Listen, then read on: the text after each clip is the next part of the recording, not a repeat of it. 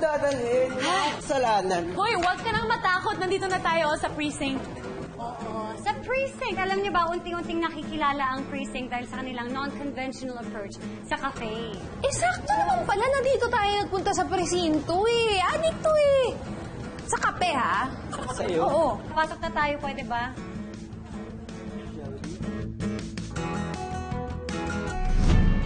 The meaning of precinct is a neighborhood or a district. Our goal here is to be an all-day cafe or restaurant that caters to the neighborhood. Here in Precinct, what we're more focused on is the Australian coffee culture, which is more espresso-based drinks. But at the same time, aside from good coffee, we also try to pay attention to our food and our service. You can come here for brunch. You can come here for merienda. For merienda, we have tacos. We also do cocktails. We also do craft beer.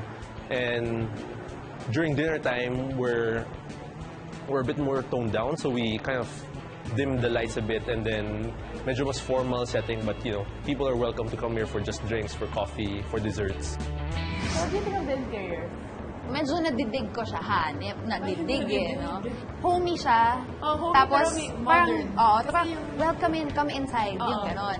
And then, parang yung lahat ng structures medyo, parang ito, modern. Tapos yung structure dun sa wall, medyo futuristic, medyo diba? artsy-fartsy siya. Pero hindi yung Kasi yung mga lugar na ayaw mong pumasok dahil. Kasi parang, ano yun? Napaka-social. Parang ganon. Tapos, gusto ko yung kitchen nila kasi kita mo. Open. Alam mo ba, You know, you know what they're doing. And nakikita mo kung ano yung ginagawa nila sa food mo, yung mga ganyang ano. So, importante na nakikita ng mga customers yung Wait lang. interior. Oo, maganda nga yung lugar. Gutom na ako eh. Alam ko naman na kape yung dinadayo dito eh. Pero feeling ko gutom na ako. Pwede ba tayong kumain muna? Yun na nga yung sinasabi ko kanina pa eh. Actually, alam mo, sinasayad ko na tong menu. May nakita ko, parang interesting tong pan-fried salmon with quinoa and miso. Kaya, Chef Dolly, pasok!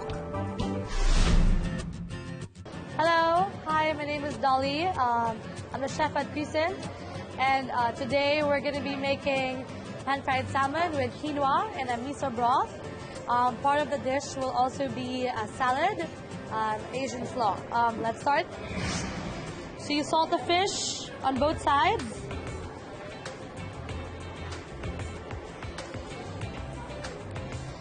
Everybody peppers their food before cooking it. Actually, it's better if you pepper after kasi nasusunog yung pepper. You start with the skin side down. We're gonna heat it up a bit more. There you go. While that's happening, we prepare a salad. So we're gonna make an Asian slaw. And in the slaw, there is some red cabbage, some white cabbage, and some green apple to give it some tart. To flavor the salad, we're gonna put some mayonnaise. So in Precinct, we make mayonnaise with cooked eggs para mas matagal yung shelf life. Some pepper, some salt. So we use flake salt and a squeeze of lemon juice.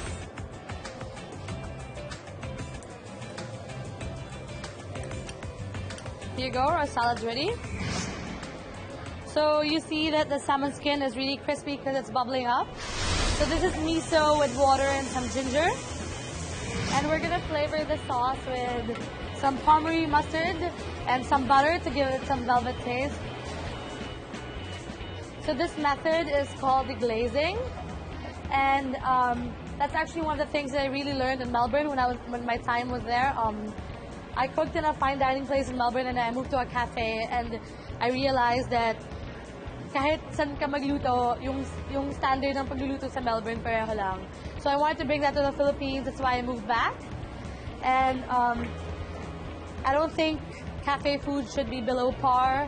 And that's why we cook really seasonal food here in Precinct. And we use produce from the Philippines to promote Philippines as a country with good food.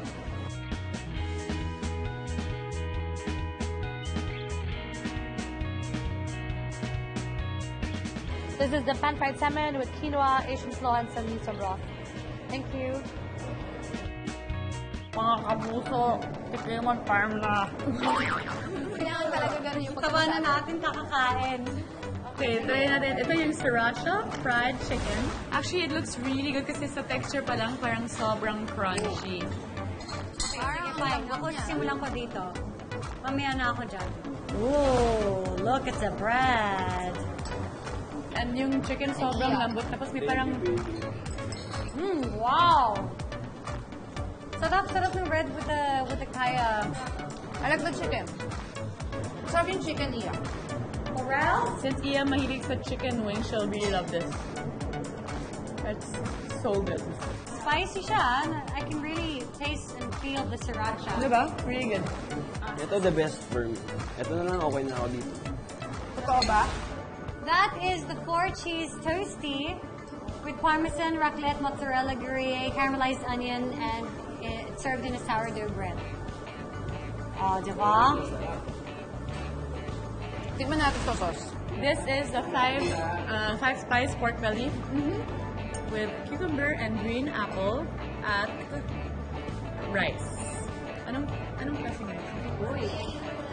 Thank you. Pan-fried salmon with quinoa and miso. Salmon's good. The salmon is so nice, super parang more than half cooked. Super It's malambot. good. It's sarap, no? So, ano yung mga favorites nyo? Ako yung chicken at yung kaya toast. For sure. Ako yung salmon, bago pa ako maunahan. Ako, ang favorite ko to. Okay. Ito ang favorite ko. Kasi mahilig talaga ako sa sa French toast. Pinasay. Actually, nagpa-bake siya nga sa bahay eh. Oh, yeah. Oo.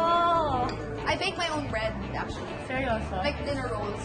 Ikaw, anong favorite mo? Yung favorite ko, lahat naman masarap pero Yung salmon. pinaka-favorite Yung mo? salmon? Pinaka-favorite ko yung salmon. Yung salmon? Oh, okay. Kaya mga kapuso, para makapili rin kayo ng inyong mga paborito dito sa Precinct, subukan nyo na dahil para sa amin, TNT to!